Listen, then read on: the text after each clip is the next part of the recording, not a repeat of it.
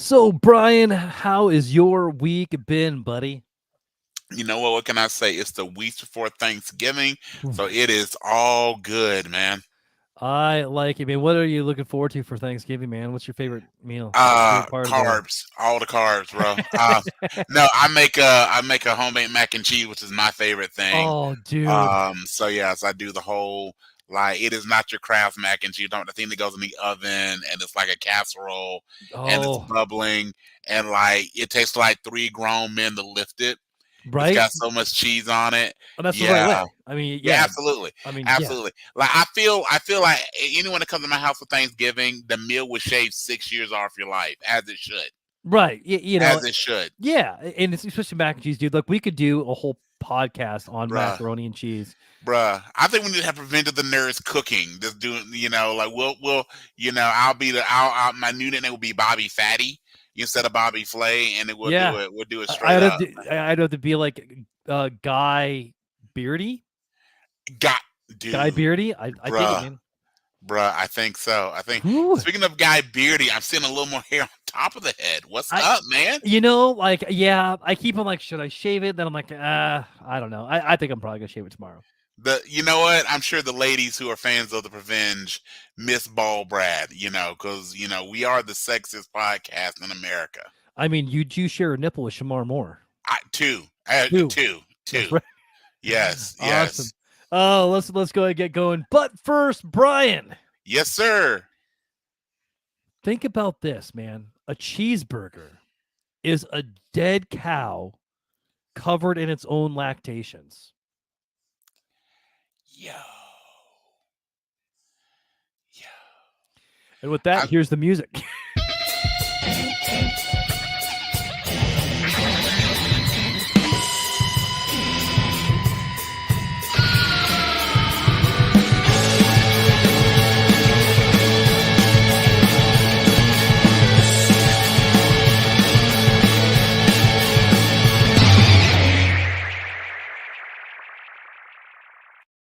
Welcome to the Pandemic Presents Prevenge of the Nerds.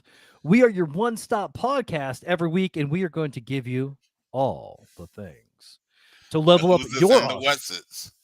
Who's it saying the what's it? Yes, sir. And to level up your awesome, just like you can buy my book, Leveling Up My Awesome, on Amazon right now for $7.99. Brian, did you know that Leveling Up My Awesome is going to have a companion? What is the companion of like a sidekick, if you Well, will? a second book. My second children's book is going to be coming out early next month. Okay.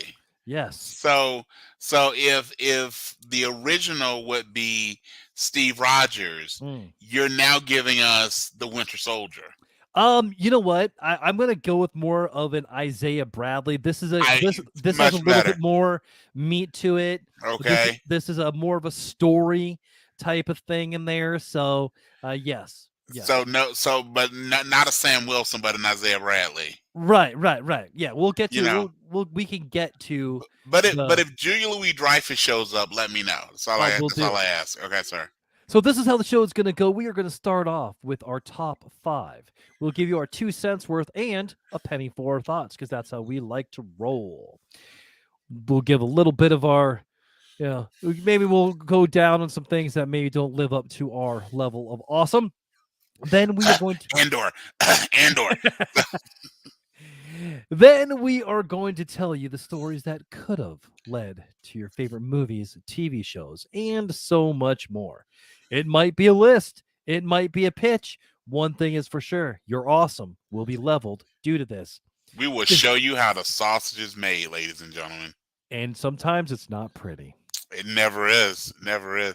You ever wonder if the pigs notice, like, hey, where's Jimmy? Right? Yeah. And I do got one before we get too far into. I know you're still doing our intro, but Brad, have you thought about this? Scrambled eggs and fried chicken are the same food at different parts of the life cycle. Yeah.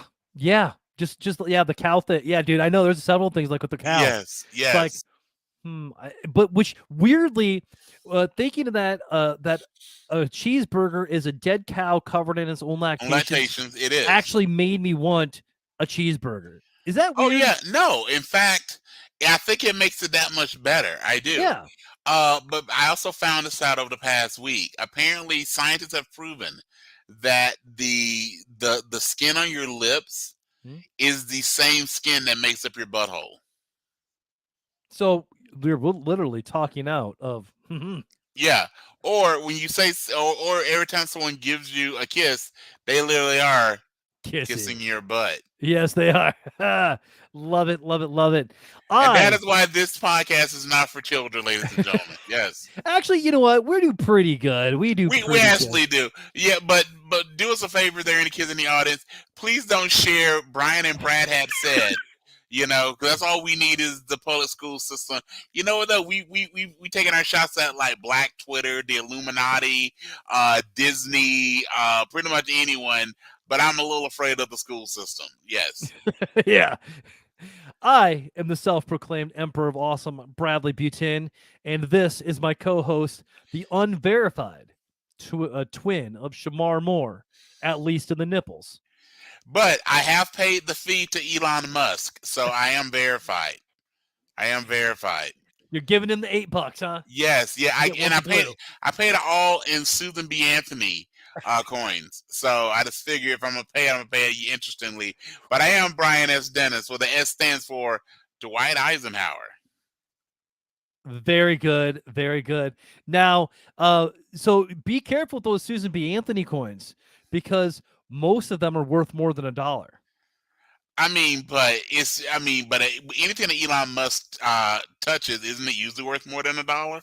You know, so I mean, the guy, you know, he's building something. Yeah, a little bit like a Skynet, maybe. We know. Yeah, Yeah. except we will root for the machines in that case, you know. But you ever wonder this? Speaking of Skynet, and again, tangent. Yep. Okay, so Skynet begins in North America, right? Is that the princess? Hi, princess. Want to say hi?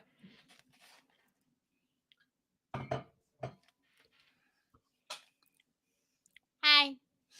I was so ready to have my eardrums blown out. Hi, Princess Leia. Hi. There we go. There we go. There we go. All right. Thank you, because I was enjoying having the full range of my hearing. Thank you so much for that. You're All right. welcome. Okay. Can I talk to your dad now? Now you blow out my ears. You come down all quiet. All Hey, right. Daddy, what's my favorite drink? Soda pop. No. All right. Water. What's my second favorite drink? Water. What's my third favorite drink? There's a trend here. Water. What's my fourth favorite drink? Apple juice. You said the same exact thing that Mama said. Apparently. Well, all right. So, ladies and gentlemen, if you're watching, that is how you do parenting right. When two parents in different when two parents in different parts of the room give unsolicited the same response. So nice job there. Thank you. And I did share with Leia once she blew my eardrums out that I really was getting. I had gotten a little bored with having the full range of my hearing. So now that I can pick on about 2 decibels, I'm good. Yeah. Okay. Yeah. Yeah. All right. But oh gosh, I've now gotten where I was going with that. But something about Elon Musk and Twitter and all the And Skynet. Yeah. Oh yeah, Skynet. Thank you. Okay, so Skynet starts in North America, right? Mm-hmm. And the inventors of Skynet are American. So all the things, including Papa Pope and all that sort of stuff and scandal. Mm-hmm. So here's my question: if everyone that is contributing to Skynet and the coding is from North America, why does the Terminator have an Austrian accent?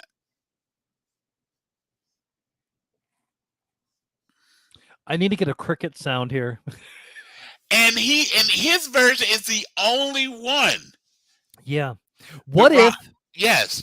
What if? All rights to Disney. We're not stealing your stuff. Right. You go for it.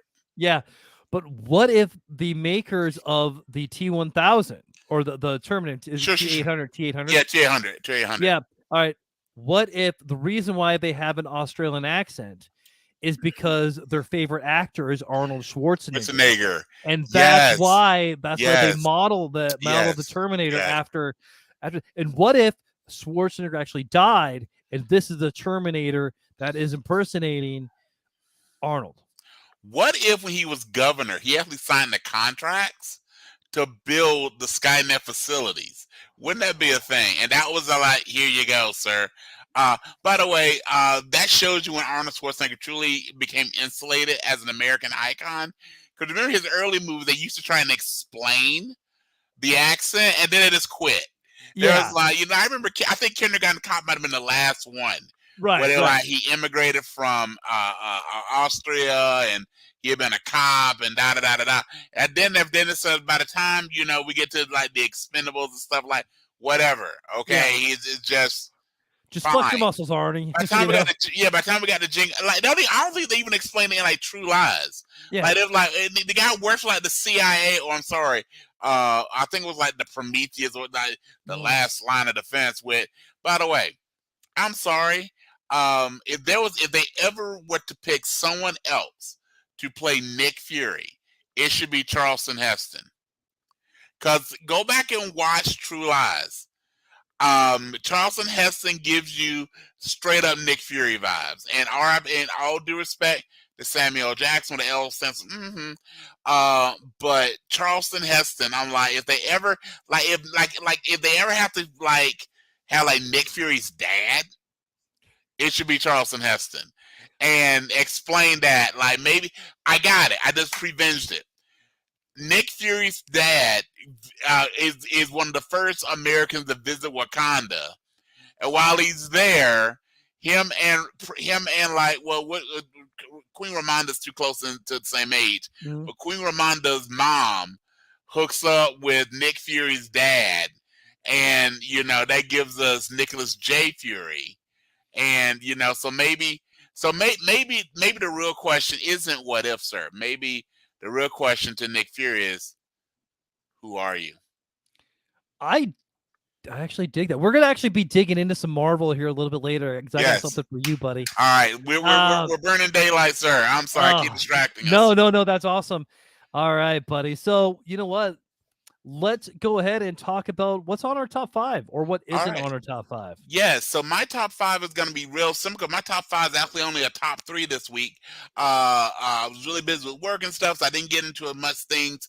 So I just hit my top 3 in my list. These are all streaming. So number 1 would be Peripheral on Amazon. Again, just is an honestly this great show. If you've not caught up on Peripheral, and again, the best way I can explain Peripheral would be if Inception and the good Matrix movies had a baby. Great show. Yeah, and Chloe Grace Moretz is fantastic. Yes, yeah. I kind of just want her to pull out the hit girl. Like I'm waiting for it.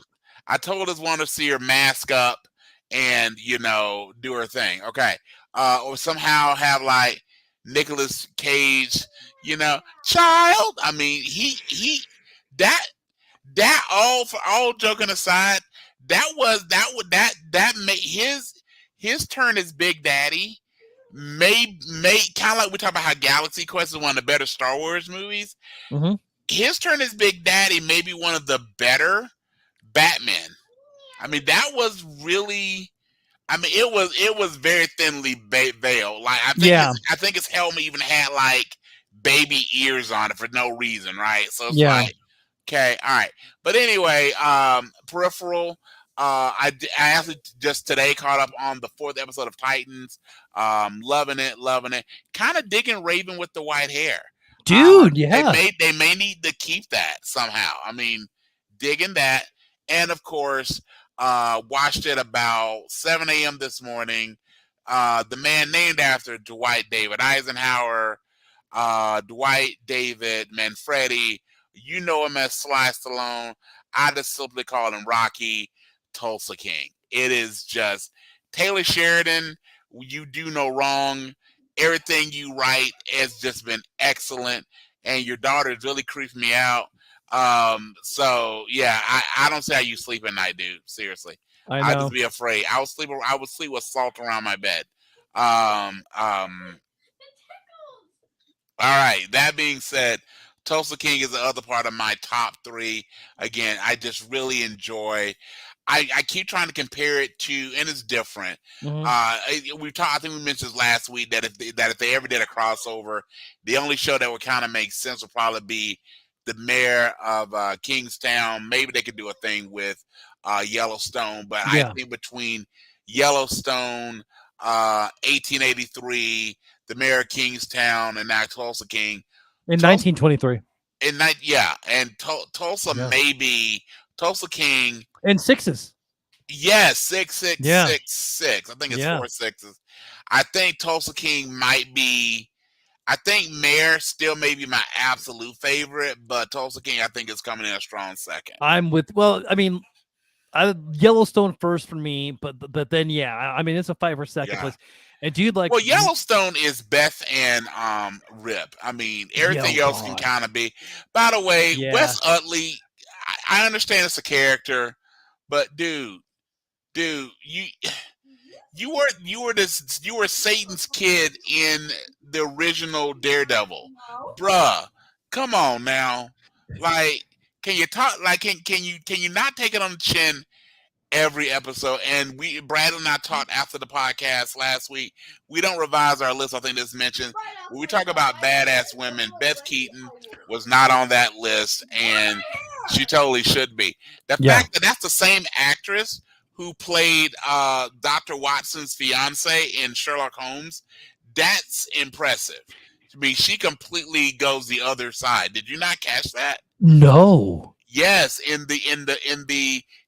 Jude is Law. she's Jude Law's girlfriend in Sherlock and Sherlock Holmes Game of Shadows. Yes. Oh my! I'm due for a rewatch on those two. Now, Brian, I did not complete my top 5 either, Bruh. and the only thing that I can add to what you said, yes, is one Mythic Quest on Apple TV. Okay. Have you watched Mythic Quest? I have not. I've heard, but I have not watched. Oh my God, so amazing! It's The Office, kind of set in the world of video games. That right there is kind of a win. Yeah. Oh. Go get water, honey. Go get water. All right. Maybe we you have should we have a maybe you visitor should all sh- day. yeah, maybe you should show her the Martian so she can learn how to make water on her own instead of having to go. I You think that's a know. good idea. Except she'll probably want to blowing herself up. But other than that, Right, that's right. okay. That's all right. Yes. Yeah. Other than that, I got Disney Trivia Nights coming up on Tuesday. Beautiful. Right. I try getting one of my favorite movies actually is Enchanted, and I tried watching Disenchanted. Was that good? I struggle to get through. I think maybe I just wasn't in the best mood to watch it. It's not bad. I mean, it shows, and what I do like about it, I got about halfway through, and I just again probably just wasn't the best day to watch it because I was kind of wanting something a little more action oriented. But I do like the slant they've taken, which is, you know how at the end of fairy tales they live happily ever after, right? Yeah. This starts off, and this is not a spoiler, is what happens after happily ever after. And I like that. So, because they talk about, hey, in fairy tales, there is no after. Happily ever after, the end, right? Well, because she lives in the quote unquote real world in Manhattan, married to McDreamy, there's an after.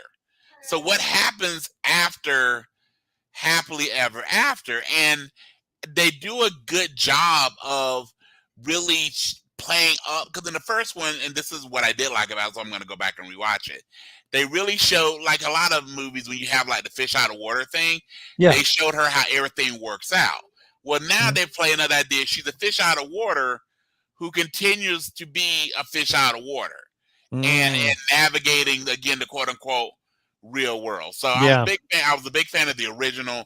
I mean, Amy Adams is just fantastic in pretty anything she's in. So I'm definitely gonna check it out again. And I didn't like it didn't grab me the way Hocus Pocus 2 did. Hocus Pocus 2, I loved it from the very beginning of it. It didn't quite hit me the way that is, but that could have been on Brian, so I'm definitely gonna recheck it out. So, do you like Amy Adams as Lois Lane? No. I'm with you. And Because I don't Lane, think Lois Lane is a redhead. I mean, that's picking, but yeah, Lois Lane is a brunette. She is. Yeah. And there's few characters that have those super identifying traits. Yeah. You know, I mean, and there's exceptions to every rule, but I get you too. Awesome. I would have loved to have seen it be like Mila Kunis. I think Mila Kunis would have been a fantastic. Mila Kunis would have been a great Lois Lane. Yeah, and they could have.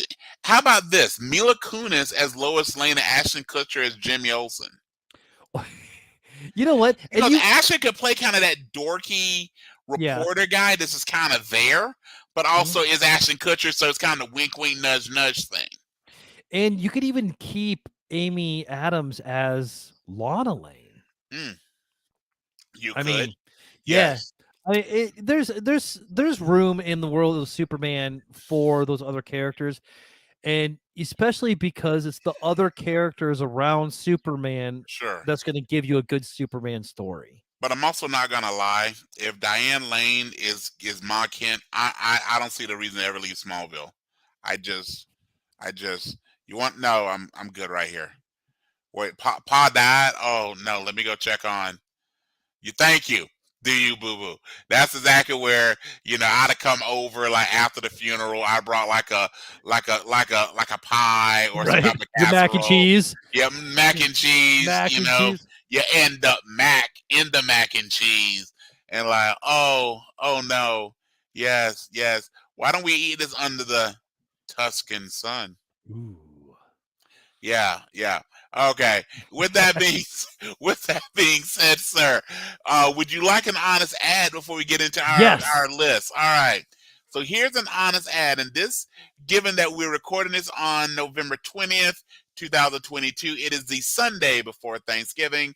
By the way, for anyone in our listening audience, hope everyone has a happy, healthy, and most important, safe upcoming Thanksgiving holiday. So with that being said, as a Southerner who has been living in the Midwest for over 20 years now, I want to give my honest advertisement for pumpkin pie. Nothing says the holidays quite like pumpkin pie. That is if your holidays are bland, flavorless, and full of disappointment. Pumpkin pie is like taking the best parts of Halloween, deflating them, throwing them in an oven, and baking until sad. Pumpkin pie is standing under the mistletoe with your great Aunt Harriet, who just started hormone replacement therapy and has a case of Altoids. And she also notices that she just can't believe what a handsome young man you've become. Pumpkin pie is listening to your favorite song on repeat, except it's the auto-tune version featuring T-Pain, Cher, and Pitbull. Pumpkin pie is the desserts where Axe body spray is the cologne, cheaply made while being loud, aggressive, and quite hard to get rid of. Finally, adding pumpkin pie to your Thanksgiving or Christmas menu is like inviting your dad's other family over for the holidays. Technically they belong, but it also makes everything awkward and quite weird. And when in doubt, remember, you could have had a sweet potato pie. I recommend Patti LaBelle's sweet potato pie that you can find at Walmart, Target, and many other fine retailers. But pumpkin pie is never, ever the answer. So I have actually never had sweet potato pie. Bruh. I don't even think, I can't even remember a time when it's been offered. Bruh, and all you years in the military, were you never stationed in the South? I was never really stationed. I mean, like I had a lot of friends, but we never would like bake stuff. We never Hmm. were like Hmm. we were. I was stationed more in the inland Northwest out in Washington Okay. State. Okay. But That was yeah, fun. Yeah. Yeah. Yeah. Yeah. Yeah. I've never Okay. and I've never even been to a restaurant that has it. You know, like No, no, you got again. You got to be in the South. We will figure out some pumpkin pie, man. I mean some sweet potato pie okay, because again, when I first moved here, growing up in the South, growing up in Georgia specifically, yeah. pumpkin pie is not a thing. So my first Thanksgiving here in '98, I think I went to Perkins restaurant and they had pumpkin pie on the menu, and I go, it looks like sweet potato pie, you know. Kind of like how can I best explain it? Kind of like if you go to the grocery store and they have the cereal that looks like Frosted Flakes on like that very bottom shelf. That's like $2 cheaper. Yeah, and they call it like sugar cereal. Right, sugar And flakes. yeah, sugar flakes, and it looks the same. So you think, what's the harm?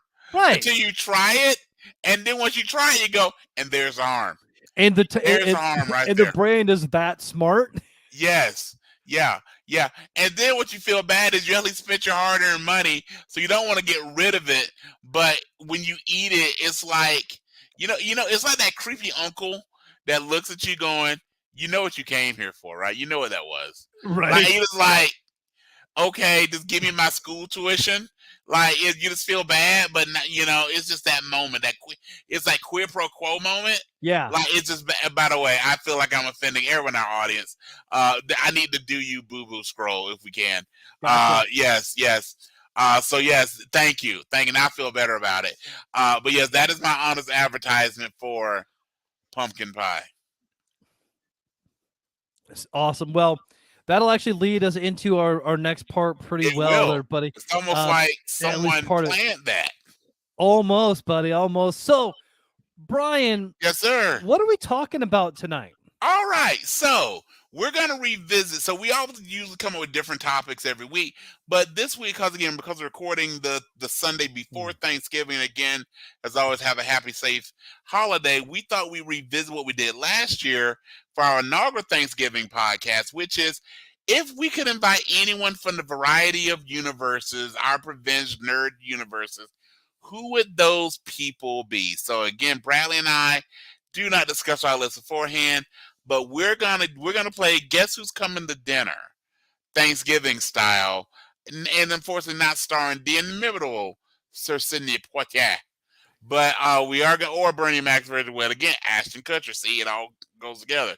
This is the high quality stuff you get when you revenge. Okay, when you can connect the dots. And I don't know why I'm so blurry tonight, but maybe it has something to do with my infinity bottle. But with that being said, we're going to discuss who we would invite to dinner, sir. Awesome. All right, man. So, the first person I would take, I'd actually invite from the podcasting universe. Okay. And a podcaster who's been podcasting for a little bit over a year now. Mhm. One, Mr. Brian S. Dennis. Yes, sir. You are on my list, my friend. I feel that's worthy of I'm going to bring it back, a Thanksgiving dab, sir. Thank you. Thank you very much. Thank you. Yes. And mac and cheese and sweet potato pie Yes, and so the much more. MACK mac and cheese. Yes, sir. Bernie Mac. I wonder, does Bernie Mac have mac and cheese? You know what? R.I.P. to one of the greats. If he, that's the whole thing. That's something. I don't know if he did or not, but he should have monetized that. Like he should have found someone's mac and cheese he really dug and named it Bernie's Mac and Cheese. Dude, that would have been like, he gets like $12. Well, he wouldn't have got nothing royalty of me. He got like $2 every time somebody bought it. Yeah, absolutely. Like bought the banquet. Microwave Bernie Mac and Cheese. Absolutely. Awesome. And so after my friend here, Brian, I would love to see, I can't have a good thankful list without my boy, Oliver Queen, the Green Arrow. The Green Arrow. I mean, he would definitely have to carve the turkey. he could bring Black Canary. He could maybe leave Arsenal around. I don't. If you know, you Arsenal might know. bring the mood down a little bit. He's a little butthurt, Right, right. He's Maybe he could. redhead. He's Firecracker. Yeah, maybe he could bring Speedy, and she could teach the kids about the birds and the bees. Giving her anyway. Yeah, it'd be great. It'd be great. Yes, yes. After that, I do because of sad events. One Jason David Frank, the Green Power Ranger, rest in peace. I haven't read up a lot. I saw that he passed away today. Was it today? 49. Really, I think it was yesterday, but a lot of things yeah. said today. Only 49, which is really young. I know he was a mixed martial artist. Recently as well. So you do wonder when someone's 49, lived apparently a pretty active life, so you would assume was in good shape, what may have contributed. And honestly, it's irrelevant. Again, we're about the same age. I grew up a huge fan of the old school Mighty Morphin, and I know there's been dozens of versions of it. Yeah. But the original Mighty Morphin Power Ranger, first he was the Green Ranger, then he was the White Ranger. The one thing they never explained about the Power Rangers is why did their clothes have to change based on their Ranger identification? Yeah, I know. So he went from wearing green to wearing white, and it's been like, okay, but you know how hard it is to match up white, like right, all the time. I mean, is this guy ever gonna eat pizza or what? Yeah. Like, have you ever seen the Key and Peele skit on the Power Rangers? I think they called them the Dino Rangers just so copyright. So I mean, it's a thing. I mean, it's a completely thin. It's basically the Power Rangers, and it's the 5 primary one and the White Ranger. So you have when they get ready to transform, instead of like morphin time, they would go the color that they wear and then power. So the Red Ranger goes red power. The Yellow Ranger goes yellow power. The Black Ranger goes black power. And even do a quick little put the fist up. Then the last one, what they play for great comedy, is the White Ranger. So they've all transformed using saying whatever color and power. And this poor white guy goes, I really and he's like, I want to help. Right. Like, I know y'all need me. But he goes, when they made the call sign, I don't think anyone thought this through. Like, our powers are somewhat mystical. And I don't think it means, but I also, he goes, but I also don't want to say it and be misunderstood. So, and then he looks to the Black Ranger like, maybe if you said it's okay, and the Black Ranger is like, can we swap? Yeah, no, yeah. It was great. It was just like, oh God. Like, I just wanna. I think Key and Peele, the whole series is on Netflix now. It's on Netflix, and I think also on HBO Go. It's streaming a couple places. Oh, nice. So yeah, they are fantastic. And again, Keegan-Michael Key, you see him doing more acting. Again, he's on the reboot, a show that we both really like. Yes. Versus Jordan Peele is directing, and so Nope is on. Yeah, I saw Nope is on Paramount. Yeah, I saw that earlier today. No, Peacock. Yeah, yep. Yeah, I saw Nope, so that probably something I'll watch tonight. My kids already seen it, loved it. So I'm looking forward to Nope. I really and again, of the things to give him real quick credit, when they did just us and the whole the ding ding. I mean, if I hear that, I've been in restaurants where someone just has moved their tea glass just right and ding ding, and I'm like, and I've always wondered, is the sunken place Wakanda? Because old boy plays the leader of the border tribe, right? Yeah. So it's like, is Wakanda the sunken place? Is that where we go? Like, do we go to a place where we rule things? So yeah. So again, and Bradley Whitford did such a. I mean, the whole thing was. Yeah. Lorel Johnson plays the TSA operator at the end. Though again, if you've not seen that movie, you should really. I mean, everything that Jordan Peele, he focuses primarily in taking really strong social issues and put them in a horror story, which we should be afraid. So again, just the amount of talent that those two individuals did for a show for I think like 7 seasons, Yeah. and then seeing them bring that very different. And again, one of my favorite. If you've not seen Brad, have you ever seen Keanu? Yeah. Uh, yeah, Yeah. I Yeah. mean, as someone who has a cat, it just makes you just great. So again, that's a quick tangent, but anything that Key and Peele touch, either collectively or individually, as Jordan Peele and Keegan Michael Key, check it out. Check it out. They are Yeah. just very talented men. Absolutely. Yep. I agree 100%. All right. After that, I need to go. I've been watching a lot more animation and really been Okay, thinking about like some animated stuff back. sir. Yes, You sir. know, so I gotta have someone from GI Joe. I don't Mm. know why, but for some reason I've had GI Joe on my mind Well, remember lately. that knowing is Half the battle. half the battle. And what's the other half? I don't Um, know. I was gonna say swords, but okay. I mean, not in GI Joe, but yeah, yes. So, Scarlet, um, Scarlet worked well. I don't know. Lady J kind of won for me as a little kid. I don't know why, but I was feeling Lady J. so I actually have always kind of gone the other way. I like so. I gotta go Baroness. dude. I mean, Okay. Little innocent Brian, totally Lady J, and a bit of Scarlet. I have a weakness for redheads. I think I've shared that before. yeah, But as I got older, especially once cosplay became a thing, Baroness wins. Especially if you saw the original GI Joe yeah, movie. Yeah. yeah. I mean, I gotta I, think for brunettes. that actually was what hurt. And I enjoy The Rock Yeah, and everything The Rock does, but that hurt my. But the fact that she was not in GI Joe Retaliation, not to mention they also didn't have Joseph Gordon-Levitt as Cobra Commander. I was like, mhm. oh, Man, so many missed opportunities with GI Joe. So many.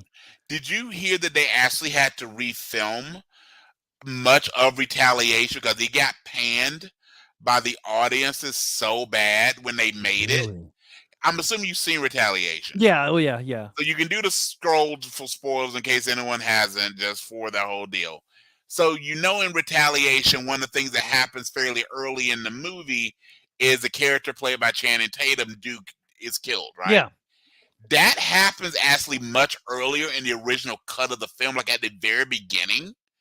And it was so panned by the audience because his character first I had no Marlon Wayans and people really liked his character, but Yeah. then to have Duke just kill, like, again, I think in the original version of what they didn't release, but in the test version, I think it's the first like opening credit, like 10 minutes into the film, that they actually had to all the stuff that you see beforehand when they do the Jay-Z lyrics and all the stuff before that, Yeah. actually added those scenes to give the audience more Duke before his character is killed.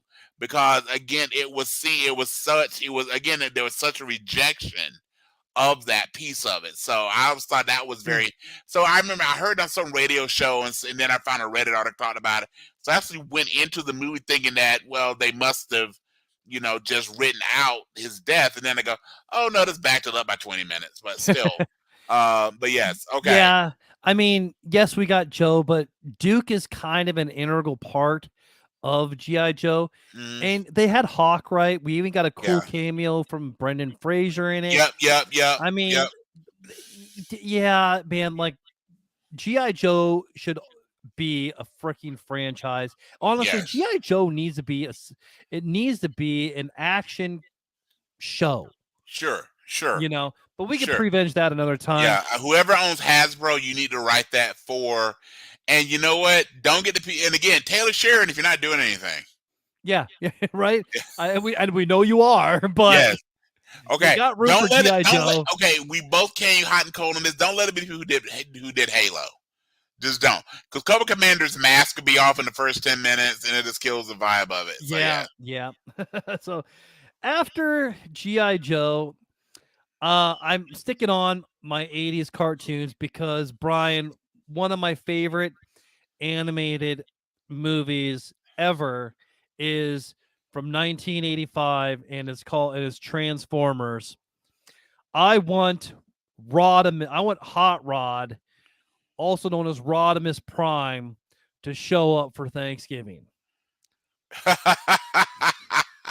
wait, Hot Rod. Rodimus, not Optimus. Yeah, I want Rod. I want Hot Rod. You want Hot Rod. I You want had Hot Rod. I had the toy of Rodimus Prime, but I always thought that Hot Rod was cooler, so I always Hot pretended Rod he was was Hot Rod. cooler Right. because Rodimus Prime went from being like a Corvette as Hot Rod to Rodimus To a Prime. station wagon. I guess he was like a Winnebago. Like Right, what? yeah. Like really, that's the thing. Yeah. I also was, and if it was me, if I was about a Transformer, Blaster.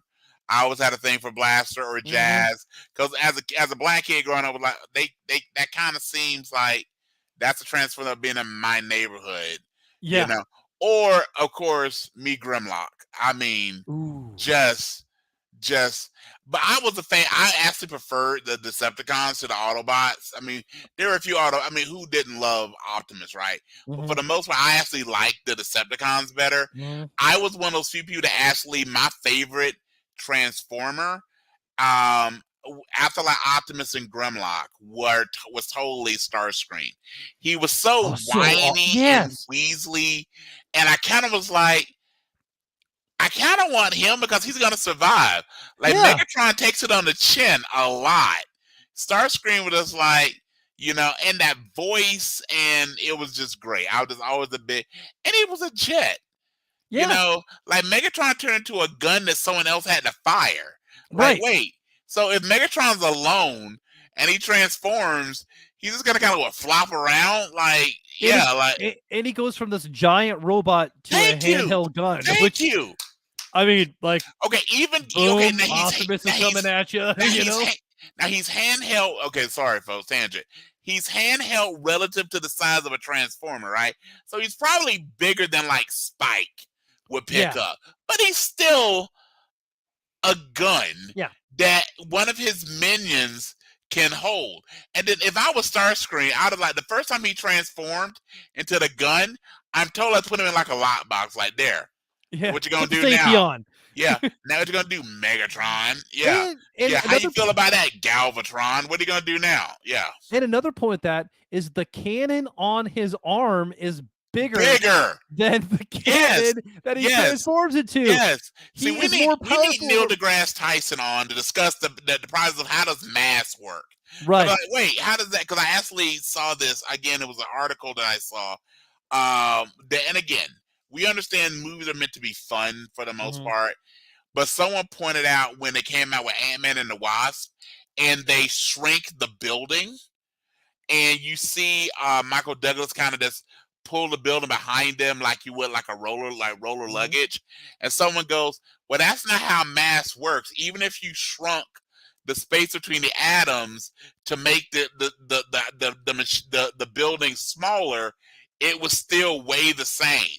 So how's he putting? I'm like, stop. Have you ever read a comic? Let it be fun. Okay, just let it be fun. But I do agree with the whole deal. Like, he goes from having a big arm cannon and being like this 12-foot tall robot to a pea shooter. Yeah. And does he have to reload? Like all the questions. You know what? That's a good point too. Yeah. That is a really good point. Yeah. Like, what kind of bullets does it take? Yes, I think we're both in agreement that if we had a choice between Megatron and Starscream, we're coming down on Starscream. Right. We should prevent like 80s villains because those cards, like we had Moomra, Monstar, Skeletor, a Starscream, Megatron, all the ones, Claw. I mean, we had lots of who kind of our favorite 80s cartoon villains, which again, half our audience wasn't born until after the 80s, so they'll go, oh, is this like a VH1 behind the music? Sure. So well, people, we do have some interesting things happening next year, so we're gonna be shaking some things up. Boom, sir. All right, sir. I will try not to distract from your list anymore. Oh no, this is good. So I got a couple more. Okay. Also, after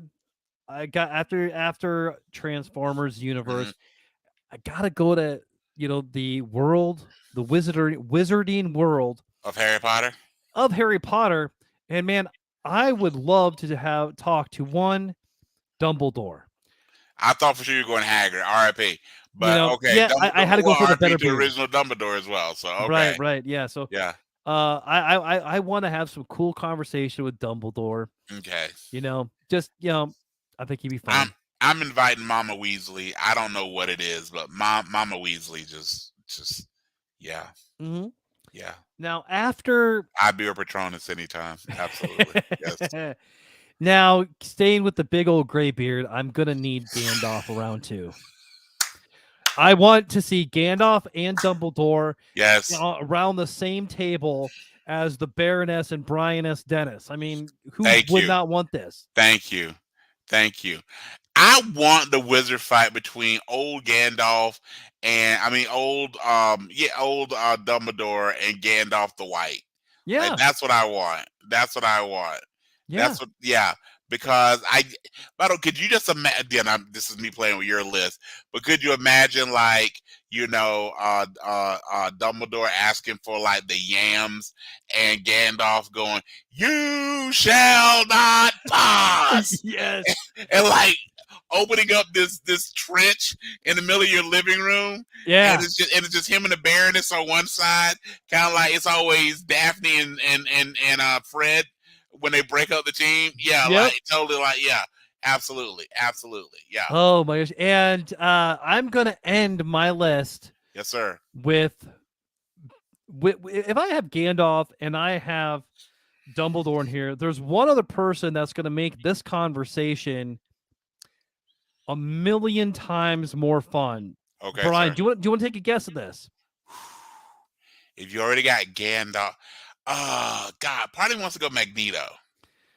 Ooh, no, but that would be interesting. No, Spock. We're gonna end this with the But king which of. Spock? Which Spock? Oh, I didn't really say, but I gotta go Leonard Nimoy. Okay, fair. Leonard Fair. Nimoy. I'm gonna. Okay. I gotta Yeah, get. if you Yeah, Zachary Quinto would have been okay, but I feel you. Let's go Leonard I Nimoy. Yeah, do absolutely. really like the new Spock in this show. Is Strange Worlds. Yes. Yeah, however, but he's just not. I mean, Leonard Nimoy. He was Star Trek He was. more than William Shatner. Leonard Nimoy is Star Trek. And again, speaking just from my growing up as a black kid, we never understood why Kirk was captain. We're just like, wait, but let me get this straight. Spock's smarter. Spock's stronger. Spock lives longer. Spock's a better fighter. Spock doesn't get distracted by the cute green girl on the planet. Why is he not captain? Like, what is it? Every couple of years he's got to go, do what he's got to do on Vulcan. But other than that, he's kind of straight. Like, I don't understand. Similarly, I don't get why Data wasn't the first mate. Like Riker was cool and all, but it's also like, Yeah, why would Data be your number one? yeah. Yeah, like I get he's your number two. By the way, when you love that to be your official designation, well, I'm the number two. Right. I mean, in a way. Yeah, never mind. Not gonna go there. But Yeah. Yeah. so And Brian. just before you go, as always, because I saw this on social media. When Worf's talking to Riker, and Worf goes, "Hey, Commander, you know what my favorite state to visit in when I visit Earth?" And Riker goes, "No." He goes, "Indiana." Oh my! I love that so much. That I love that absolutely. And you know what? And if you Anybody. don't get the joke, watch the show. And you know what? I would love to explain that joke to you because that would be fun. Message me. All right, Brian. I cannot wait to hear what you got in store for your Thanksgiving, sir. All right, so we're gonna put together Brian Dennis's Thanksgiving, and here we go. So these are going to be the folks that my top 5 that I'm inviting to my Thanksgiving table. And the way I looked at it was I thought everyone's got to have a role, right? Not only the role like ROLL, but also role ROLE. So before you can start your Thanksgiving, I think you got to have a plan. Mm. You got to know where people are going to sit. You got to have your menu. You got to have your entertainment. You got to make sure the day flows well. Oh, man, So you put way more thought into it than I did. Right. So I go, who's really good at, let's say, putting a plan together? And when I thought about it, I gotta go from the A Team, one John Hannibal Smith, played not by the TV show, but the movie, played by one Liam Neeson, right? Okay. Okay. So we got that. So then I thought, while it's great to have a plan, sometimes plans fall apart. And let's say someone that you expected to come for Thanksgiving dinner doesn't show up. And you got to figure out, because you can't just have an empty seat. So I was thinking about, we really need to find, again, Aunt Harriet, because we haven't seen her since the mistletoe and the Altoids, and she noticed what a fine young man Bradley's grown up to be. So I thought, you know what? Who has maybe a particular set of skills that they go, I don't know who you are, but I will find you. And I thought, you know what? What about Brian Mills from Taken? Also played by the incredible one, Liam Neeson. So you've got your plan and you got your backup plan, and now you get close to the meal. And Brad, I think regardless of your faith, you need someone that can kind of pull us all together, that can help say some great words of motivation. Oh, yeah. I go, who really is great at motivating? Who can we all pull us together and give us a purpose and tell us really how to help maybe save our table? And if we look at our table like, let's say, a place like Narnia, who could really get us through there? And I thought about, what about Aslan, the lion? Yeah. And coincidentally, also played by one Liam Neeson. Yeah. Absolutely. Oh, wow. So now we've got the plan, we've got the backup plan, we've got the unifying spirit of the meal. And then, I don't know about you, Brad, but one of the big things we bring out every year for Thanksgiving is the turkey. Yeah. And if you're gonna hunted by the lion. Yes. Yeah. And so we've got Aslan over in the corner. Yeah. You can be on your best behavior, Aslan. And then we go, someone's got to carve the turkey. And I want someone that has the skill set, not only with a knife, but I want really clean cuts, really precise. And maybe a knife wouldn't cauterized. Be it, sir. Yeah. And if I had to pick a tool, a utensil, Bradley, what about something like a lightsaber? Yeah. Yes. Green Yes. usually works really well. Yes, in that. Yeah. absolutely. It's very appetizing. Yeah. So I thought, who better to carve the turkey than one Qui-Gon Jinn, Ooh, 1 second. who also was played by the incredible one, Liam Neeson. Yes. And then at the end of the day, we have the plan. We have the backup plan. We have the unifying spirit. And now we've carved the turkey. But before anything can be said, we need someone that's going to be at the head of the table. Oh, yeah. The leader. The one who, no matter what happened, he's resilient. You know, the one who, possibly has brought together a league of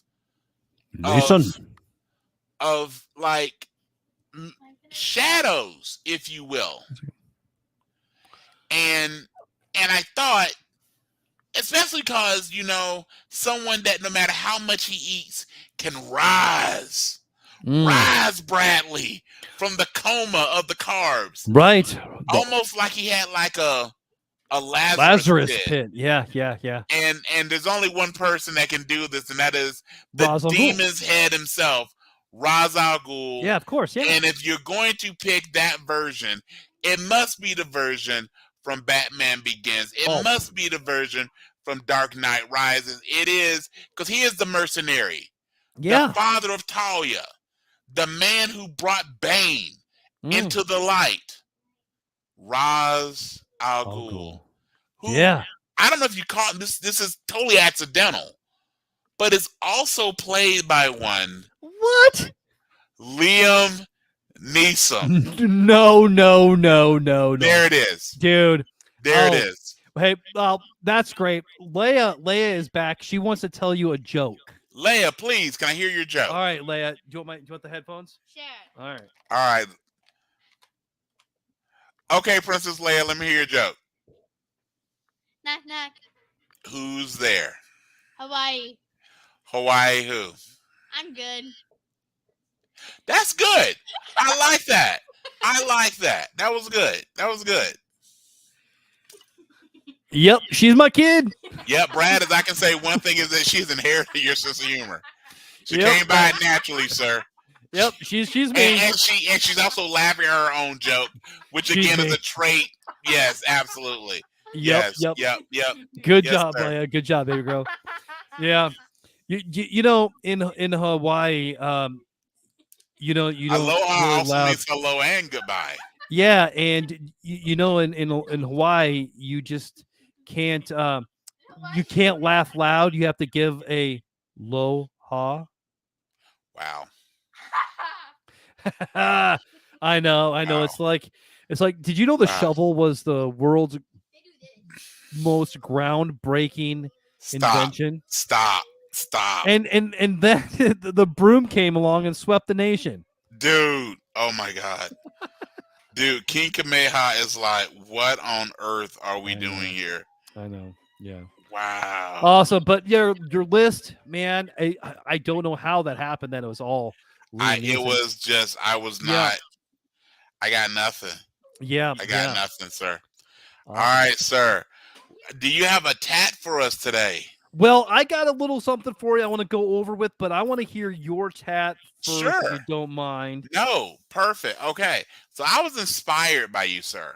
Ooh. When you gave me our quiz last week on which came first, I thought I'd do a which or a who came first, but a holiday edition. Ooh. So I've got 5 for Okay. you that are inspired by a combination of Halloween, Thanksgiving, and Christmas. Are you ready, sir? I'm ready. Let's bring it. So with each of these, I want you to tell me which one came first.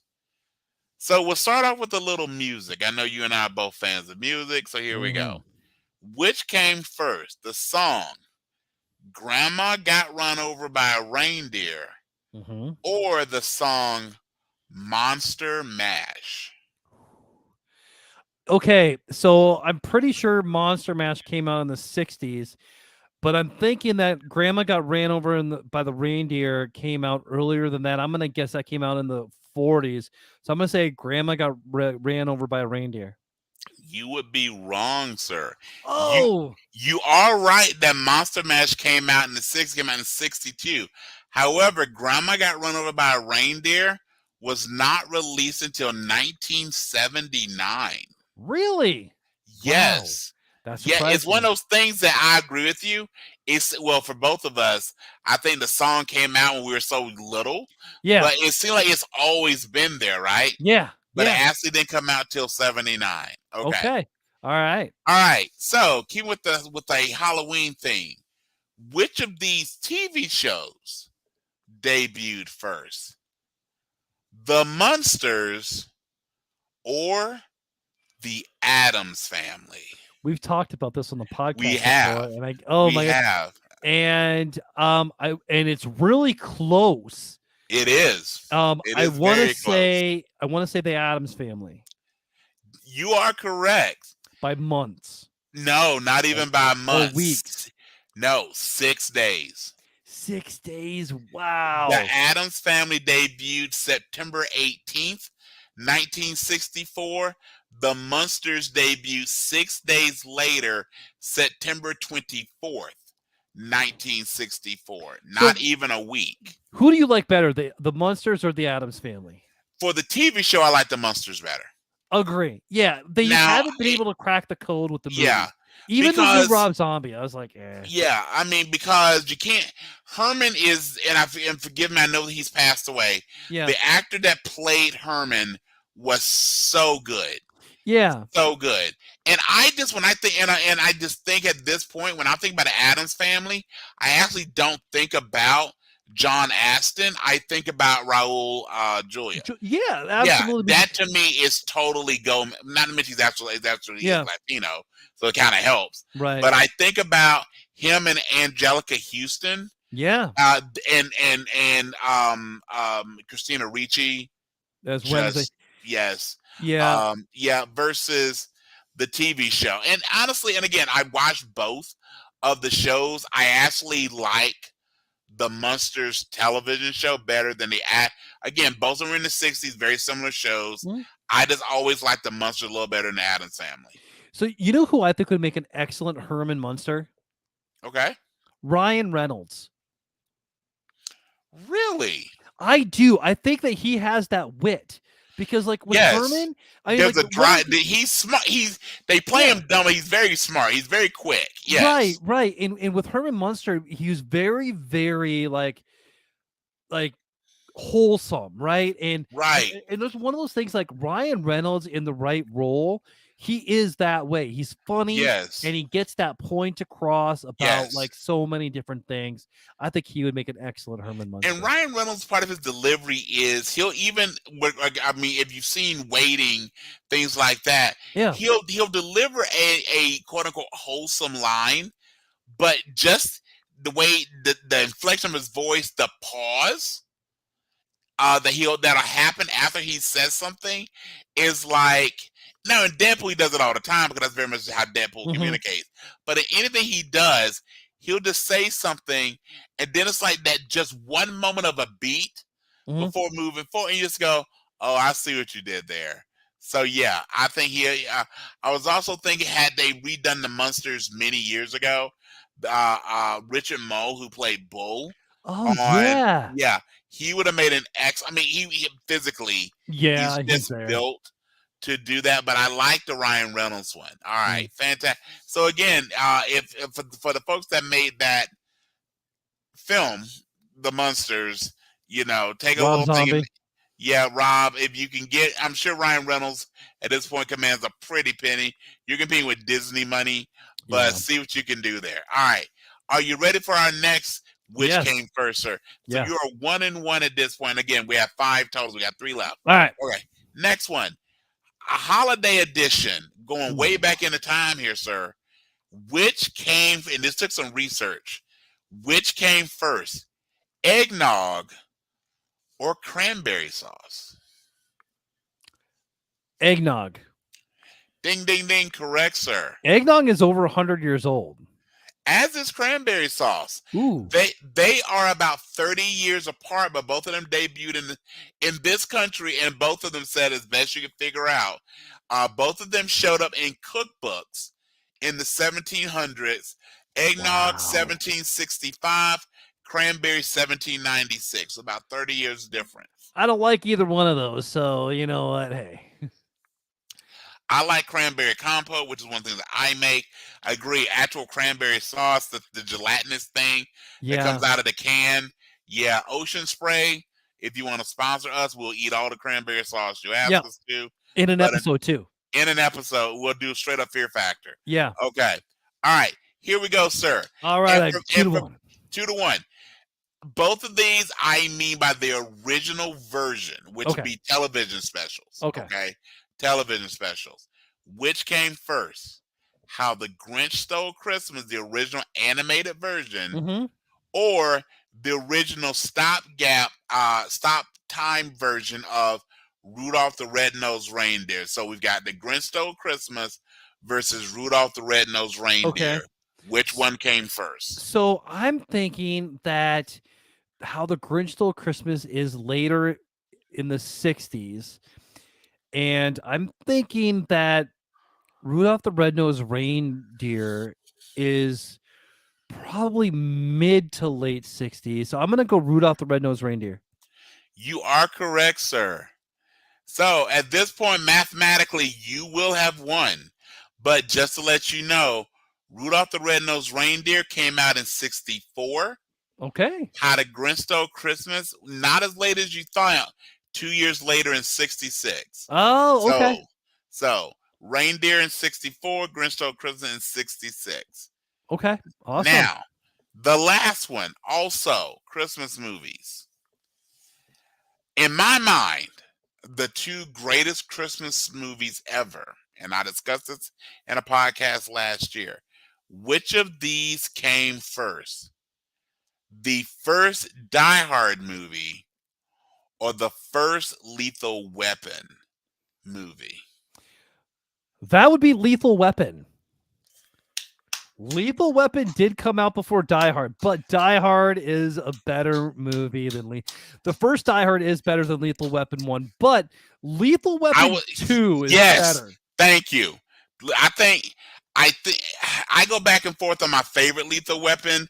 I think my favorite Lethal Weapon is Lethal Weapon 3, just because I really like the Rene Russo, Joe Pesci. Yeah, I thought once you add I personally like Chris Rock's comedy, but I think they jumped the shark a little bit with Chris Rock when we got to number 4. But and they tried to push too much into it with the whole pregnancy thing with the daughter. But I thought 3 was fantastic.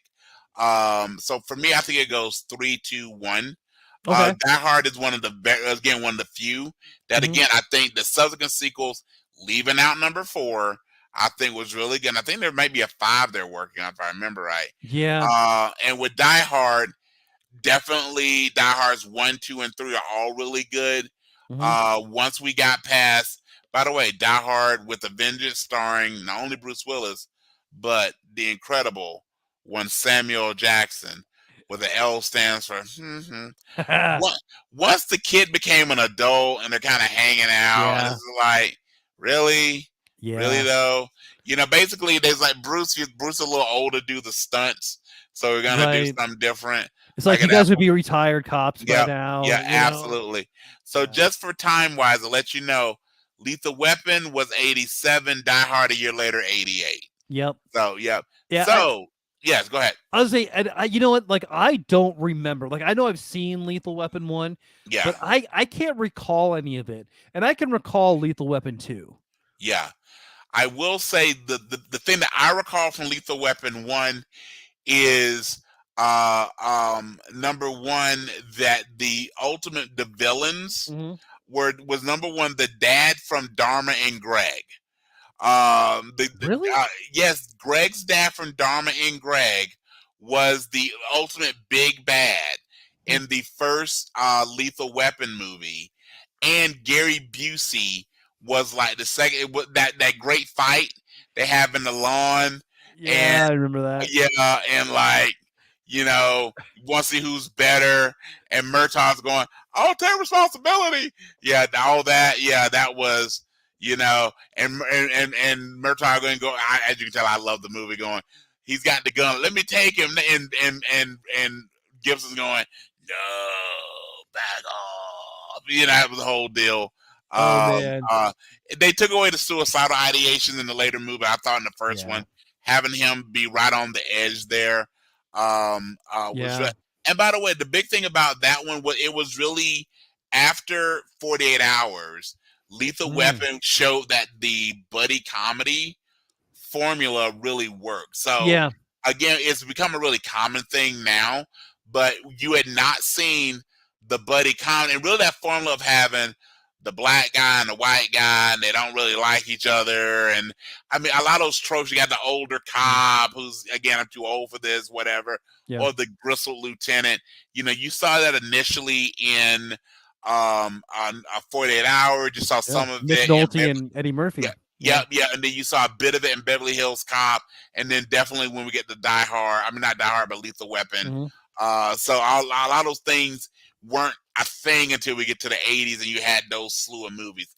So just to recap your score, the only one you missed was the first one, which is saying that Monster Mash was predated by Grandma Run Over Reindeer, but you got the Addams Family was before the Munsters, Eggnog before Cranberry Sauce, Rudolph the Red-Nosed Reindeer before The Grinch Stole Christmas, and Lethal Weapon before Die Hard. So you are 4-1. So congratulations, my tag team partner. Thank you, thank you, thank you. Now for you, sir. Yes, sir. I don't know if you've been on the internet today, but there I've is not interweb much today, so there has been some supposed Kang Dynasty plot leaks. And really okay. I am gonna go over this with you. Okay. And you know what? Oh crap! I didn't write down who this is from, but the guy who's writing this article that I'm gonna kind of read from is Chris Smith. So just to give credit where credit is due. Of course. So this is apparently how Avengers 5. This is going to talk about who the teams are and how they're going to come together. Okay. All right, so then we'll see it. Well, then I just briefly read through it. So Sure. then we'll give it a couple of minutes, see what we think. All right, so I got you, sir. Avengers 5 subtitled The Kang Dynasty. Yes, for sir. 2025. Mm-hmm. This is assuming Marvel and Disney doesn't reshuffle anything or anything like that. Yeah. All right. So and chances are, if they've actually started filming, which I don't know if they've started principal filming yet, these movies are so gigantic and with schedules. Usually a Reddit article, even if it's 100% accurate, probably doesn't change much because that's changing a lot of stuff. So that's one of the things where if you do know a legit spoiler about a Disney product, they have so much stuff interweaved in the MCU, they probably is going to let it ride out. So let's do it. Awesome. So this also means that the Marvel is gearing up to start production on the Kang Dynasty. Yep. And this is going to include details and accounts of film's support proposed plot. Okay. Yep. So this may or may not be true. Sure. You know, I don't claim credit for this, but I do find that there's some interesting things. Okay. So there could be spoilers here. All righty. All right. So let me see. You can find a good starting spot here. All right, so the source reveals these early Kang Dynasty details listed for all the Avengers who will be part of the story. Okay. And we'll list them here. So the new Avengers team is going to be Captain America, Anthony Mackie, Loki, Tom Hiddleston, absolutely, okay, and Loki, Sylvie. Okay, well, which again, if the big bad is going to be a Kang, or the one that remains, right, which gets introduced in the Loki television show. And again, just before we get into this more, I absolutely like what they've done with the current phase. I think we're on phase 4.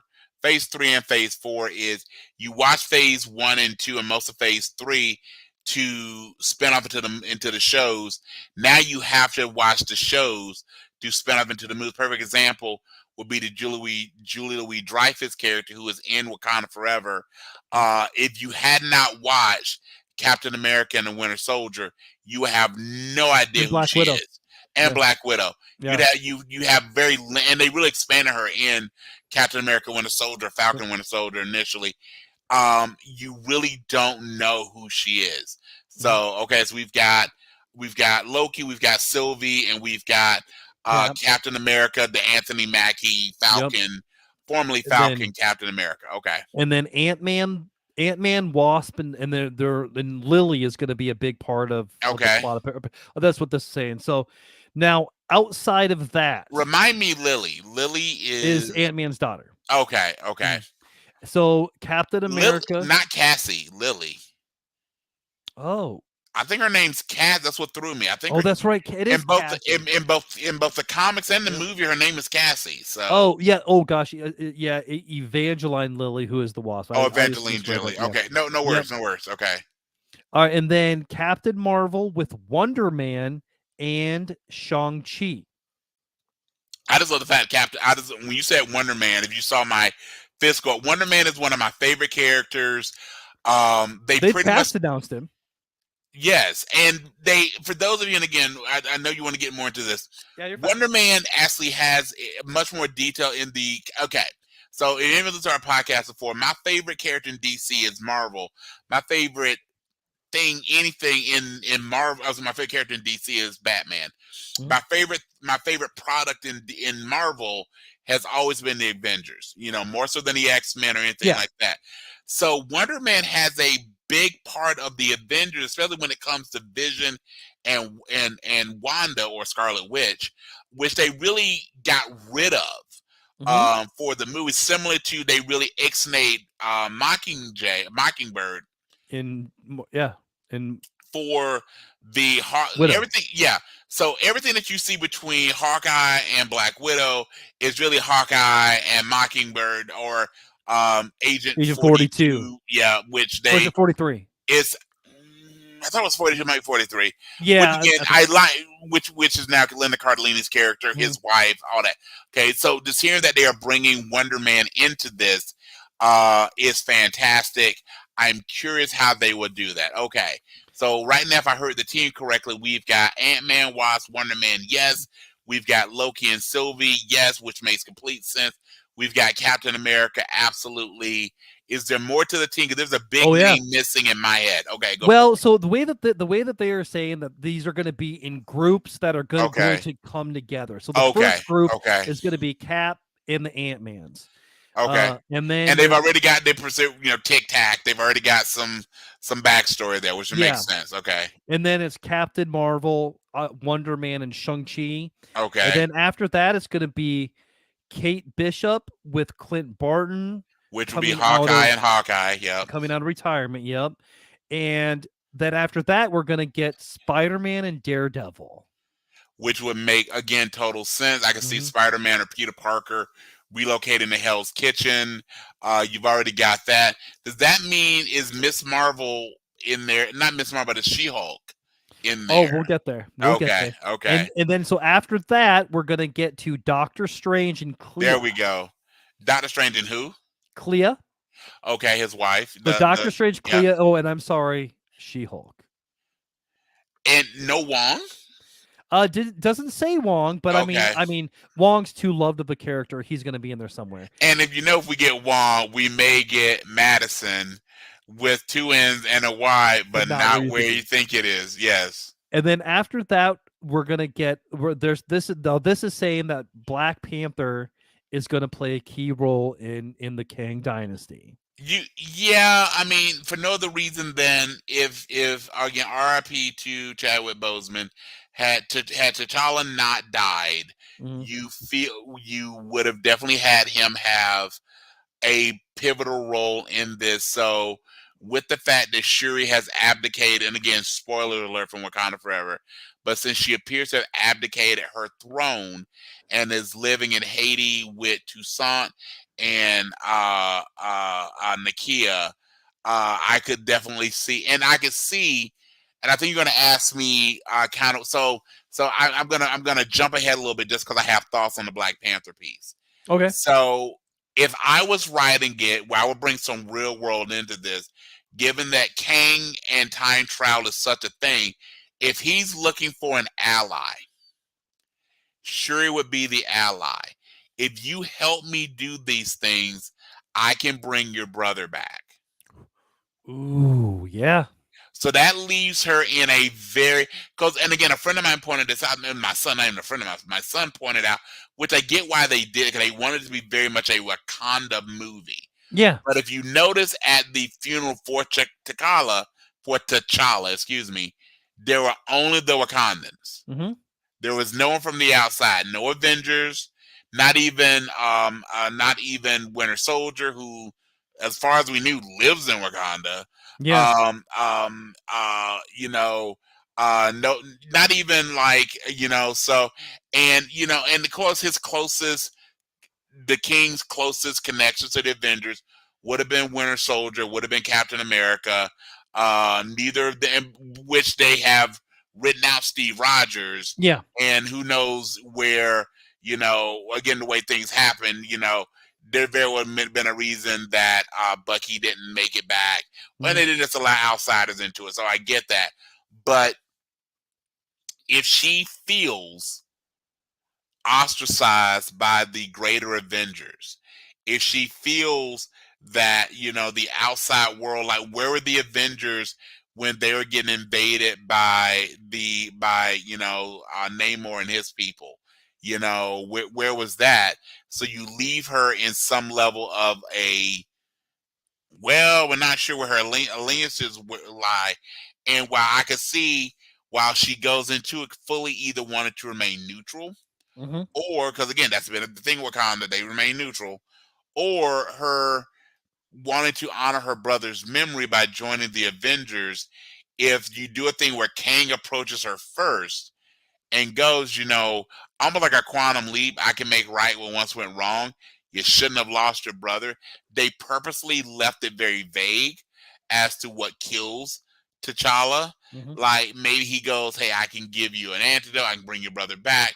Especially if they do, because is this meant to be one movie or two with the Kang? Well, this is gonna be one movie, and then Secret Wars is gonna be a different movie that Okay. comes out a year So later. potentially, I think you could do something very interesting with her. Because let's say you need vibranium to make a machine work. So if you get the princess, that gives you access to the vibranium. So that would be my thoughts on how you bring her into it. Is you assist me, I can bring your brother back. Okay. I dig it, man. I dig it. So then after this, another group is going to be Moon Knight with Blade and Wanda.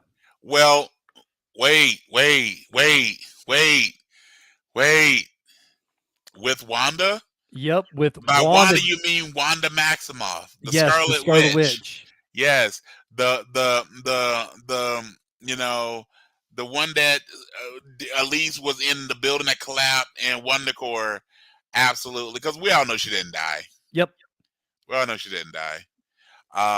Absolutely. So it's her, Moon Knight, and Blade, right? So you have the Avengers or the primary characters, and you're the ones that have magic, and again that connection, and again all those things would make sense. I just hope we get a little more of Moon Knight's master, and I cannot think of the character's name. And the interesting is, what Moon Knight do we get? Do we get Moon Knight, or do we get the cab driver? That's true. Who do we actually get as part of that? But absolutely, Moon Knight should be in this. And again, because we're breaking up time. And remember, in Moon Knight, when Khonshu, when Khonshu, rewound time, that disrupted based on the gods, and he was in prison. So if Kang is going to be playing with time, that could definitely bring about Khonshu.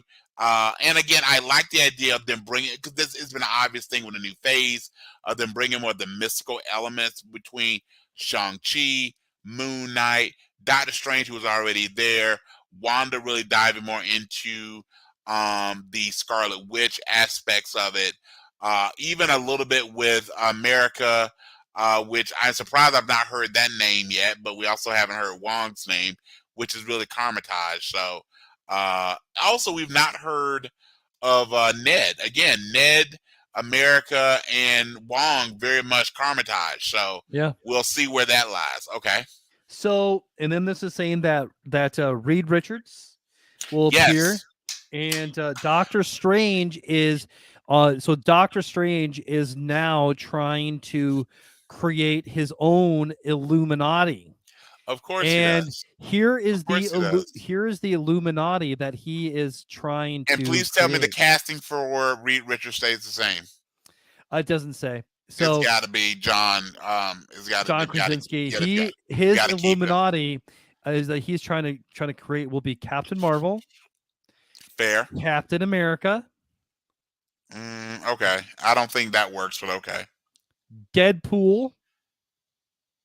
Definitely doesn't work. Okay. A version of Loki. Fair. And Ant-Man.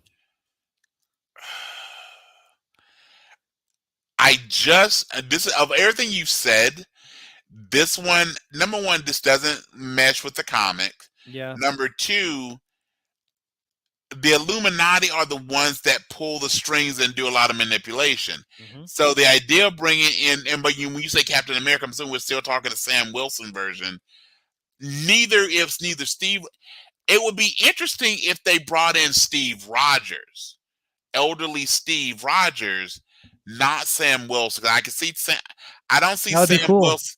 I don't see Sam Wilson because again, Steve Rogers, he played with time, right? Mm-hmm. He manipulated time, which by the way, which is always buried when it comes to Endgame. He's a dick. He is. Remember, Captain Carter is happily married with, she doesn't have any kids, but she's happily married. She's with the soldier that he helped rescue. She lives a good life with a husband that he basically just, Quantum leaped him away. yeah, he quantum blocked him. He did. I mean, he really did. And then again, he does nothing to prevent Scarlet Witch from dying, Gamora from dying, all the people in the blip. Yep. Was he blipped? Like all good those question. things. Yeah, all those things that happen. That he again. So all those things that goes. He let all those things happen. So I think it would be great if they somehow brought. I don't know where Chris Evans is contractually, but Mhm. if they could get if you brought in the people who have played with time, Chris Evans would make sense. Hank Pym would make more sense Yeah. than Scott Lang. So if they mean by Ant-Man, they mean Hank Pym, that makes way more sense than Scott Lang. I don't see Paul Rudd with all of his Paul Ruddness working in the Illuminati. So I mean, he does know the secret to eternal youth, but dude, and similarly to the guy that plays Rip, I've heard this from lots of friends who go, Paul Rudd with beard gives off different vibes of Paul Rudd without beard. Mr. Hauser without the beard gives a lot of different vibes than when he's Rip with the beard. So just saying. But yes, I agree with you. Paul Rudd has not aged a moment. Well, if you live in a quantum verse, I guess you don't age. So yeah. All right. Which, by the way, then someone should have told that to Michael Douglas and Michelle Pfeiffer. Wait, how does that happen? Okay. Yeah. Anyway. Okay. Anyone else on the list? Not really. Mhm. Not that they're saying, but they're saying that the big thing that Kang is after Yep. is Shang-Chi's 10 rings Of course. and Of course. Miss Of course. Marvel's bangle. Yes. Saying that Which would make sense. those two things together Yep. they come from the same place, which Which would make sense. from the old multiversal war. Okay. That should ring a bell for anybody Yes. steeped in Marvel. Yes. And then they're saying pretty much that Strange and Clea will face Kang in a universe where the bangle and rings come from. Yep. They'll escape, and then Which that's is when they where try to Kang, make the which you could Illuminati. assume that's where Kang and Clea went at the end of Doctor Strange in the Multiverse of Madness. Yep. Makes sense. Yep. And you've got just given the titles of some of the movies, Ant-Man and Wasp and Quantumania. So that's why I'm saying if we go, give me the Illuminati again. Let's unpack that for a moment. It was I just closed it out, but it was worries. Captain America, Yep. Loki, Yep. and so Captain America, Loki, Deadpool, and Ant-Man. Okay, and this is led by Doctor Strange. Right, but it does say that they're picking these people up going through the multiverse. Sure. Okay. So these are from different realities potentially.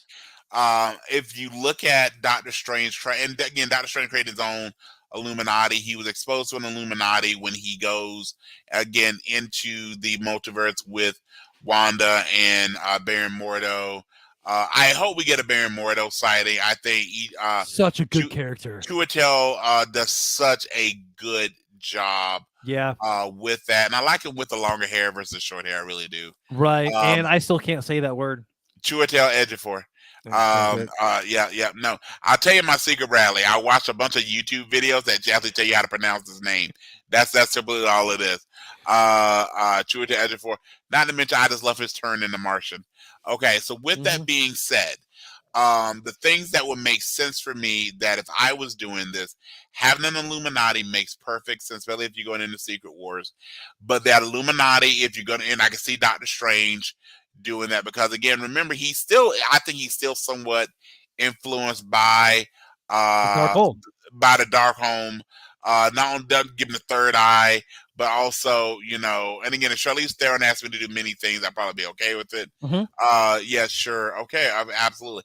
I'm really surprised. No externals. I'm really surprised that there's no one from that franchise there. I'm actually a little surprised there's no Blackagon Bolt, but that could be also coming. Mhm. Because I think you have a great way of actually kind of fixing the Inhumans. Mhm. But I do like the fact that so again, back to it is, you totally could have Doctor Strange. If it was me, it would be Captain America, but it would be the Steve Rogers version of Captain America. It would totally be, again, I Hank Pym, Ant-Man, those sorts of things. And really just kind of building those. And I think Captain Marvel, I guess, and like I said, they're picking up people from different universes. You'd be picking up the Captain Marvel potentially, who was an offshoot of now Photon. Mhm. And I think, again, I think what you're gonna see is, um different pockets. So the people that are in the Marvels movie coming up. So you've got Photon, Captain Marvel, Miss Marvel. Those folks are gonna be there. The folks that represent magic within the MCUs. That's gonna be There's gonna be a bit of your Shang-Chi, a bit of your Miss Marvel, definitely your Moon Knight, definitely your Doctor Strange, definitely your Scarlet Witch. And again, no one was buying that was the end of Scarlet Witch. And I'm really interested because here's my last thought of it. I know we're running a little long tonight. Is Where is Vision? That's a good point. Where You is White bring it. Vision? You bring in Wonder Man, and so bear with me, audience, while I give you a really quick and dirty version of Wonder Man. Yeah. So Wonder Man is actually unlike. So in the movies, the way that you get the Vision is you have the body created by Ultron, the Mind Stone, and then the Jarvis AI all come together to create what we know as Vision. And Paul Bettany, who again, no matter what he tries to do, he always wants to be an albino. He just can't get away from it. Okay. And if you don't get that joke, go watch Paul Bettany movies. That being said, in the comics version, the original version is Wonder Man, who is basically, he's got this photon body thing, who's in love with Wanda, who is actually, they use his basically mental blueprint to create the Vision. Hence, the Vision is in love with Wanda, and they make babies, and you get the House of M and all that sort of stuff. Okay. It was a perfect way to bring in the X-Men and mutants as they play off something in the House of M. Except for Dark Phoenix, don't Leave it alone. leave it alone. You can bring Sansa, bring her in. Just don't do the whole Right. Dark Phoenix thing. Yeah, we don't need Dark Phoenix anymore. Yeah, no, we don't. But we would love some Sophie Jonas. I'm just saying we would absolutely enjoy Sophie Jonas in the MCU. But if you did do a thing where you brought in Wonder Man, and maybe that's it. Maybe the Vision and the Wonder Man meet up, and there's some type of mentor mentee situation. Perhaps that is how. Perhaps that is who Vision becomes. So I like it. that's kind of my real quick brainstorm on it. Would be, he's not the Vision anymore, right? He's not that character. That Vision, again, you've got the scroll going. That character ended at the end of Endgame, and everything that we've seen has been Wanda's attempt to recreate her husband. Versus now he's flown off. We know he can do some shape shifting things. We've seen that maybe he begins a life as someone new, and that character will be gone. Simon. Yeah, Simon. I can't think of Simon's last name. Yeah. But that character becomes Wonder Man, and that to me makes sense. And that to me can be a thing that we play off of. That can also be that undercurrent of Wanda versus Vision versus Wonder Man versus, the babies that we made through magic and, but that's actually sure. And then also, this is now me gonna take all that seriousness and now make a very inappropriate joke. How awesome would it be if some way they had Brent Spiner in the movies talking to the Vision about him being fully functional? I think that would be fantastic. That'd That be a great because part of that'd be a great part of programming right there. yes, it would just be, maybe Dr. Soon comes through, and because because here's the deal, in all the then we'll finish this part of it, throughout the multiverse, where if you take what they've given us, Wanda dreams of her children every night. So in every other universe, Wanda has children. They never show who the kid's dad is. So is that some other version of Vision? And again, maybe it's a human version of Vision. But again, I think it would just be great if we had Brent Spiner talking to Vision about being fully functional and him being skilled in any number ways of pleasuring. And again, if you don't know what I'm talking about, watch the first season of Star Trek: The Next Generation. I think it's episode 4. But watch So the whole check it thing. out. Yeah, let's watch the whole thing. Yeah. Yeah, Uh, it's called The Naked Now. So just check that out. Check that out. awesome. All right, Brian. How can we get a hold of you? All right. So if you did not get enough of that rambling discussion, feel free to follow me on Facebook or send me a friend request. You can find me on the Book of Faces at Brian Stevens, spelled with a V, Dennis on Facebook. You can tweet at me at Fandemic3, message me on Facebook at The Fandemic or The Emperor of Awesome. Also active on TikTok at Fandemic1. Hear my reviews and so much more. Now, Brian, Yes, sir. we have to give our shout out to our producer, our That's Prevenge out in the producer, shout. Yes. Stacy. Boom. Hope you're having a wonderful day. Boom. If you want to support the show, there are several ways to do so. You can buy me a coffee at buymeacoffee.com/thefandemic, and we will cheers you on the very next episode. Find us on Patreon at patreon.com/PVOTN-Fandemic. Become an episode assistant, episode producer, Prevenge producer, or become part of the con itself. Yes, you could be part of the Council of Nerds for just $5 a month. Become a monthly supporter like Stacy at anchor.fm/PVOTN. Or just share the show with someone you want to make a little more awesome. Boom, boom. Don't forget to leave us a 5-star review. Now, Brian, I think we have hit max levels of awesome for the We week. have buried the needle. We have hit 88 miles per hour. We are there, sir. We have looping around the sun. Our flux capacitor is capacitating the flux. We are there, sir. All right, let's end the episode like we do every week on a positive note. Brian. As always, please remember that Goonies never say die, and to follow one Jean-Claude Van Damme, the muscles from Brussels, no retreat, no surrender. We're all playing the same game in life, just on a different level. Thanks for catching up. You're welcome for leveling up your awesome. Live free or die empty. Have a great night.